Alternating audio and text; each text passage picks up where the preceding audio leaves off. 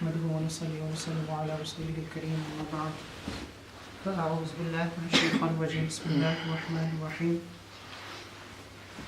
ما كان محمد أبا أحد من رجالكم ولكن رسول الله وخاتم النبيين وكان الله بكل شيء عليما بارك الله لي ولكم في القرآن العظيم ونفعني وإياكم بالآيات والذكر الحكيم استغفر الله لي ولكم ولسائر المؤمنين واستغفروه إنه هو الغفور الرحيم سبحانك لا علم لنا إلا ما علمتنا إنك أنت العليم الحكيم رب اشرح لي صدري ويسر لي أمري واحلل عقدة من لساني يفقهوا قولي رب يسر ولا تعسر وتمم بالخير وبك نستعين يا فتاح يا فتاح يا فتاح صدق الله العظيم وصدق رسوله النبي الكريم الأمين. Assalamu alaikum wa rahmatullahi wa barakatuh. Alhamdulillah, it's a great blessing of Allah subhanahu wa ta'ala that He has given me and you the ability and tawfiq to participate in this gathering, and we ask Allah subhanahu wa ta'ala to make this gathering a source of guidance for all of us, and we ask Allah subhanahu wa ta'ala to make this gathering one of the means of our entry into Jannah. Alhamdulillah, we have started a new chapter in our Seerah series, and this chapter is about the early manhood of Rasulullah sallallahu alayhi wa sallam. Tonight is the fourth session of the same chapter. In the first session we learned that Prophet ﷺ as a young man, the first job that he took was being a shepherd. He used to take care of the sheep. And then we learned the hadith of Rasulullah ﷺ in which he said that every prophet that Allah subhanahu wa ta'ala sent was a shepherd, and there is a reason behind it. And in our next session we try to understand the wisdoms behind Prophet ﷺ being a shepherd. Why did Allah subhanahu wa ta'ala make Rasulullah ﷺ start his life in such a harsh manner? If Allah subhanahu wa ta'ala had wanted, He could have born in a lap of luxury. He did not even have to lift a finger and the money would pour from every direction for him. But Allah subhanahu wa ta'ala made him start with such a humble beginning. So what was the reason behind it? What were some of the wisdoms behind it? So alhamdulillah, we understood all of those wisdoms in our second session. In our third session, we tried to understand the Fijar wars. Fijar wars is a series of wars that took place between two big tribes of Makkah. One was Kinana and the other was Qais. And there was a series of battles that took place in between these two big tribes of Makkah. And then Prophet ﷺ mentioned in a hadith when he was a bit older that I participated in the battles of Fijar, in the wars of Fijar, and I do not regret it because I defended my own tribe against the enemy tribe. And at that time Prophet ﷺ was quite young. He was not even around 15. He was younger than 15 years old because he was not allowed to carry a sword. He did not actually physically fight in that battle. His job was to collect the arrows and then he would go and look for the arrows, and then he would collect those arrows and he would give them to his uncles. So that's the thing he used to do. And another thing that we learned is that whenever Prophet ﷺ would appear with the Quraysh, on that day they would win the ground. And whenever he would stay at home and he would not appear with the people of Quraysh, at that time, during those days, they would lose the ground. And when Abu Talib saw this, he said that, I will never ever allow you to leave my side. You're not going to leave my side anymore. You will stay with me. And finally they reached a peace treaty, and then finally the fight stopped. So this was something that we learned in our last session, Fijar wars. Tonight we are going to learn about Hilf al-Fudul, which is actually a more important incident that occurred after a few years of Fijar wars. Now, what was this Hilf al-Fudul? It is called the Treaty of Fudul, or the Treaty of Mutayyabin. What was this about? And we should remember that at this stage, Prophet ﷺ was in his early 20s. According to one narration in one of the Seerah books, it is said that Prophet ﷺ was exactly 20 years old when that incident, Hilf al-Fudul, took place. So now you can imagine that this happened after a number of years of Fijar wars, because in Fijar wars, Prophet ﷺ was not even allowed to carry a sword, meaning that he was younger than 15 years old. And now he is 20 years old, so it happened after a number of years of Fijar wars. So what actually happened is that treaty, that pact, took place in the month of Zulqa'dah. And those of you who know the Islamic year, or the year of Islam, or those of you who know about Islamic months, you should know that there are 4 months which are considered sacred months, which are considered haram months. Zulqa'dah is one of those months in which you are not allowed to fight. You're not allowed to engage in any kind of war. So this is Zulqa'dah. This pact took place in Zulqa'dah, and what actually happened is that a person from a tribe called Zubayd came to Makkah. Now this tribe, Zubayd, it's a Yemeni tribe. It's not a Makki tribe. It's a Yemeni tribe. So if someone who is from Yemen, if he comes to Makkah, and he's far away from Yemen, and he comes to Makkah, the people of Makkah, they would not consider him to be as elite as the people of Makkah. He's far away from Yemen, he's in Makkah, so his tribe is a low-class tribe. The people from his tribe, they do not have the status of the tribe or of the people of Hawazin or Saqif. Do you understand what I mean? If you're not from Makkah, if you're from Yemen, then in Makkah people will not treat you as an elite person because you are far away from your land. And if you're far away from your land, then what does it mean? It means that you will not find many people who are willing to fight for you or who are willing to defend you. So for example, in our last session, we spoke about Fijar wars that took place between Kinana and Qais Ailan. And these two are neighboring tribes. They both live in Makkah. So if you kill someone from one tribe, the next tribe lives across the border. They will come and attack you. But in the case of this person, he's from Zubayd, he's from Yemen. So if you were to do something with him, if I were to attack him, or if I were to fight with him, or if I were to do something harmful to him, who is going to come and help him? Where are his people? Where are his tribe? Where are his allies? They all are in Yemen, so who is going to come and defend him in Makkah? So that's why these people who are from Yemen or who are from other countries, when they would come in Makkah, they were not the elite people. People would not consider them as elite people. Now this guy, he came in the month of? I'm going to keep asking you questions to keep you awake. It's an important session that we are having tonight.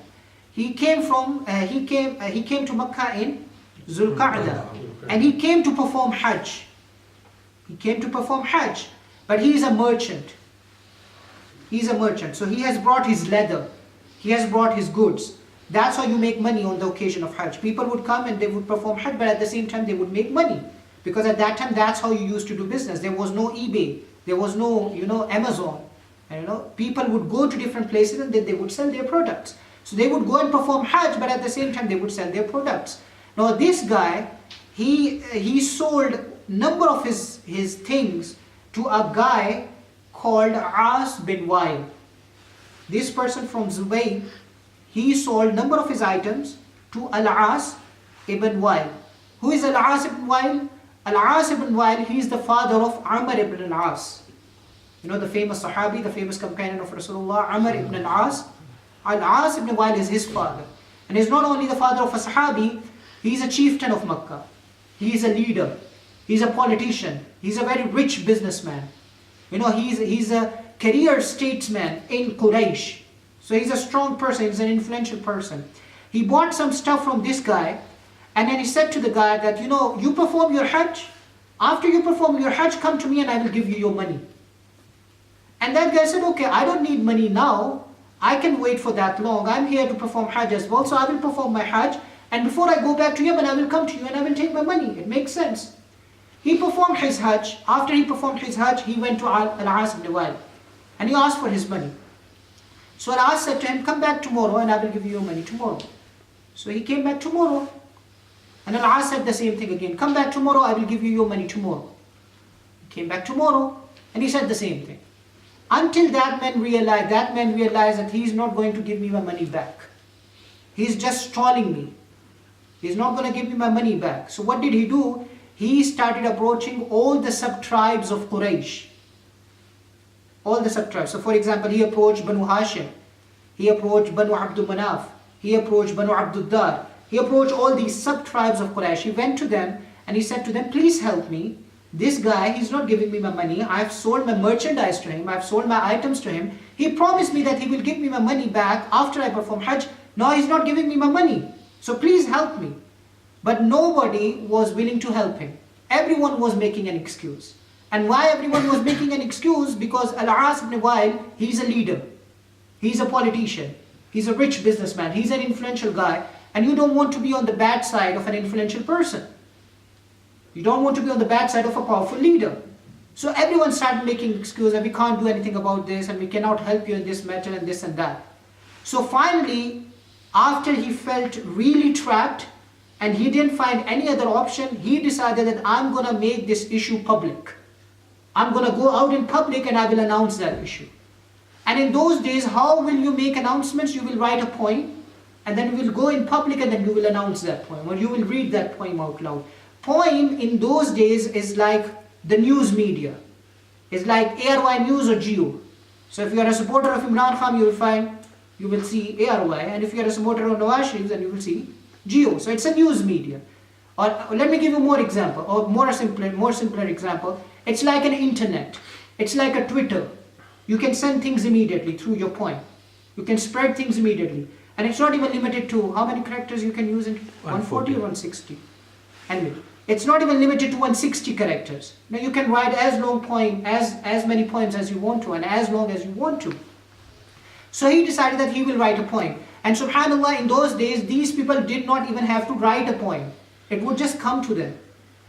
And it's amazing. I don't know how they did it, but it just come to them. You wrote a poem, you go in public, you announce it, and then it will spread everywhere. So he wrote a poem. And after he wrote a poem, one day when everyone was sitting in Kaaba, or around Kaaba, he went there. You know, normally people would gather around Kaaba around Asr time, at Asr time. All the people of Makkah, they would go there, they would sit, because it was a social place as well. People would get together around Kaaba during Asr time, or around Asr time. He went there Asr time, he stood there, and he read his poem.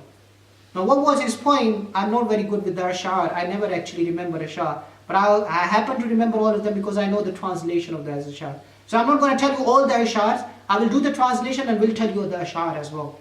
So he said, Ya Ahl al-Fihr. Oh, the people of Fihr. Can anyone tell me who is Fihr? I know there are some new faces here, but there are some old faces here as well, who has been attending this Seerah for last 2 years now. For almost one, not 2 years, for almost 1 year. Who was Fihr?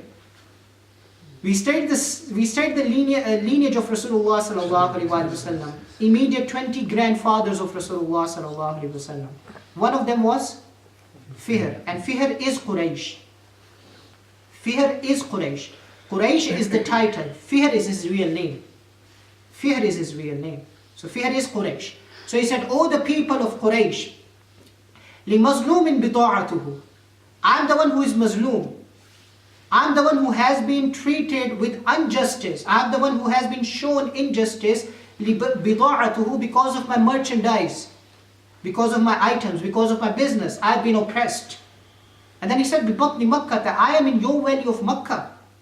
نَا إِدَّارِ وَالنَّفَرِ, and I'm away from my home and I'm away from my people who can come and help me, who can come and defend me. I'm in your house, I'm in the valley of Makkah, away from my home, away from my people, and this is what you're doing to me? I've been Muslim because of my merchandise. And then he says, Muhrimun, I am still in my ihram. Just performed Hajj. He said, I am still in my ihram. Ash'ath, my hair is not being combed. They are disheveled. Because you're in a state of ihram and you're not allowed to comb. He said, I am in ihram. My hair is disheveled. He said, Lam yaqdi umratuhu. He said, I haven't even completed my umrah. I haven't even completed my umrah. And he said, Ya lil-rijal, where are my people? Where are my people who can come and defend me, who can come and help me? وَبَيْنَ الْحِجْرِ وَالْحَجَرِ, and in between Hijr and Hajar, you are doing this to me. What is Hijr and what is Hajar? MashaAllah, most of you have already done Hajj. So Hijr is Maqam Ibrahim, the semi-round circle, the Maqam of Ibrahim. This is Hijr, and Hajar is Hajar Aswad. Hajar. So he said, I am in the state of Ihram. My hair is not being combed. I am still in the state of Ihram. I haven't even finished my Umrah. I am between Hijr and Hajar in such holy place, and still you are doing this to me. I'm in this state, in this place around you people, and still you are doing this to me. And then finally he said, Inna al-harama liman tammat makarimuhu. He said haram, Baytul Haram, and haram, or the sanctity or the nobility or the kiramat is for those people, liman tammat makarimuhu, who have perfected their nobility. This place, this haram place, is for those people who are noble people. Wala harama, this haram place, this noble place, this holy place, is not the people, لِثَوْبِ الْفَاجِرِ وَالْغَدَرِ. It's not for the people who wear a cloth, who wear a soap, because apparently there is a soap involved. There is a cloth, a piece of garment involved in that merchandise, which he did with Al-As ibn Wa'il. He said there is no nobility for a person who wears a piece of cloth, but at the same time he's a cheat, and he's a thief, and he's a robber. So what he's trying to say is that you don't have any nobility, you don't have any respect, any karama, only because you live in Makkah. Only because you are in a holy land, you think you are a Kareem people, you are noble people. You are a bunch of losers, you are a bunch of corrupt people, cheaters. You are thugs. That's what he's trying. He said, I'm in a state of ihram, I'm in Makkah, I'm performing my umrah, I'm performing my hajj, I'm away from my people, I'm away from my land, and this is what you're doing to me? So he made this poem and he announced it publicly, and it spreads everywhere. It spreads like a wildfire. And then one of the uncles of Rasulullah sallallahu alaihi wasallam, one of the elders uncle of Rasulullah sallallahu alaihi wasallam, he heard about this. And he said, we can't let it go on like this. We have to do something about it. So he convened a meeting of all the senior members of Quraysh in the house of someone whose name you should memorize. Because this name will come up again and again in our Seerah series. His name is Abdullah bin Jud'an. Abdullah bin Jud'an. He is a distant uncle of Aisha radiallahu ta'ala, a very distant uncle. And he was considered to be the most noble person among all the people of Makkah. He did not live until Islam. He died before the da'wah began. Abdullah bin Jud'an, he died before the da'wah began. But he was considered to be legendary in terms of generosity, in terms of sincerity. He was considered to be a problem solver. Everyone used to respect him. He was one of the elderly people of Makkah. Everyone used to respect him. So they all convened in the house of Abdullah bin Jud'an. And in his house, they reached a treaty. They reached a pact. And according to that pact, they decided that they will side all those people who have been oppressed against the oppressors, regardless of what tribe and ethnicity that oppressor is, regardless of what tribe that oppressor belongs to. And they said that if someone who is from a faraway land, if he has been shown injustice, we will still side him, even if it means that we are against someone who is a Quraysh. If a person who has been shown injustice, he is from a faraway land, but he has been shown injustice, we will still side him. Even if the oppressor is the Quraysh, we will stand. And we will fight for him until he gets his right, and we will never side the oppressor. That's the treaty that they reached, that's the pact that they reached. And then they walked and came in front of the Kaaba, and then they announced it publicly, and then they signed that document. They signed their name on that document. Now you may ask me, Mulana, how can they sign their document? Because at that time there was no document. There was no signature. They were illiterate people. They did not know how to read and write. There was no pen and paper. So how did they make a document and how? In those days what you would do is that if you reach a pact, you will go and stand in front of Kaaba. And then you will announce it publicly.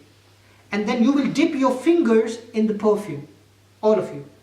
And then you will put that perfume on Kaaba at the same place, all of you. On the same place you put the perfume. You put your fingers in the perfume, and then you put perfume on the Kaaba at the same place, all of you. That's why this pact is called Hilful Mutayyabin.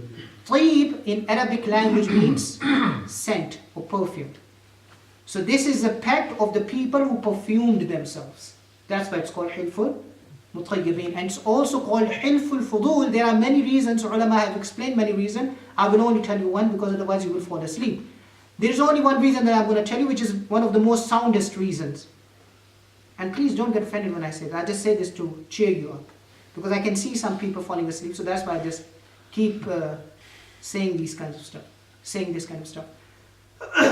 It's called Hilful Fudul because Al-As ibn Wa'il, when he heard of this treaty, when he heard about that treaty, he got really upset. And he got really angry. And he said, why these people are getting involved in the matter which is Fudul to them, which is none of their business. Fudul means none of your business. Why are they getting involved in something that is none of their business? This is one of the interpretations. There are many, many reasons, but this seems to be the strongest reason. That he said, this is Amrun Fuduli for you. This is none of your business. Why are you getting involved in it? So that's why this treaty is called Hilful Fudul and Hilful Mutayyabin. Now Prophet ﷺ in a hadith of Bukhari, he said, I was a witness of a treaty that if I were to ask to uphold that treaty, even in Islam, I would happily do so. I honor that treaty so much. If someone asked me to hold on to that treaty, even in Islam, I will do it. And I would not be willing to give up my place for a lot of red camels. Now you can understand that Prophet ﷺ was one of the witnesses of that treaty. He was one of the, what do you call it in English, one of the signatory. He was the one who signed that treaty, one of those people. Even though he was only 20 years old, you can imagine what kind of respect he used to enjoy among the people of Quraysh. So he said, if someone would offer me a lot of camels, a lot of wealth and a lot of money just to give up my place in that treaty, I would never do it. And he said, in that treaty we all agreed that we will side the one, or we will give the right to those who deserve them. And subhanAllah, this is so incompatible with the ayah that Allah tells us in the Quran. In Allah, you know there are many places in the Quran where Allah gives us advices. The whole Quran is a book of advice, right? So Allah is giving us advice everywhere. But there is only one place where Allah gives us advice, and Allah says, then Allah subhanahu wa ta'ala says, Inna Allah ni'imma ya'izukum bi. What a beautiful advice I'm giving you. What a beautiful advice I'm giving you. And in this place, actually Allah subhanahu wa ta'ala, the advice that Allah is giving us is what? Inna Allah ya'murukum an tu'addu al-amanati ila ahliha. Same thing. We will give the right to those people who deserve them.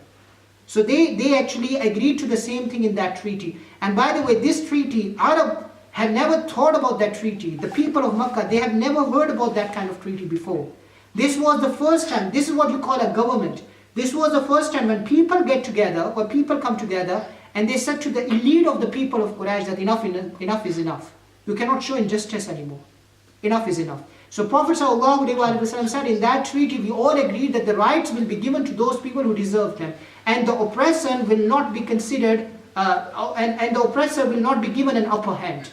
We all agreed to it, and that's why I still honor that treaty. Now what are some of the benefits? Don't worry, inshallah, we'll do it next time.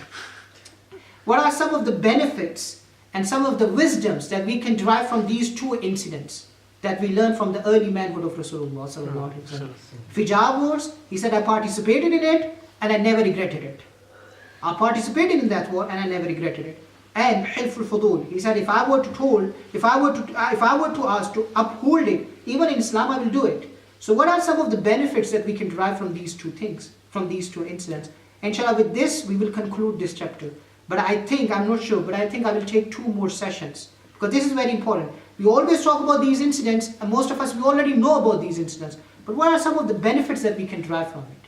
What are some of the wisdoms that we can derive from it? So inshallah, hopefully I will spend 2 more sessions on it, and then we will start a new chapter of the series, of our Seerah series. May Allah subhanahu wa ta'ala grant us understanding. May Allah subhanahu wa ta'ala keep us united in this dunya. And may Allah subhanahu wa ta'ala unite us in the hereafter.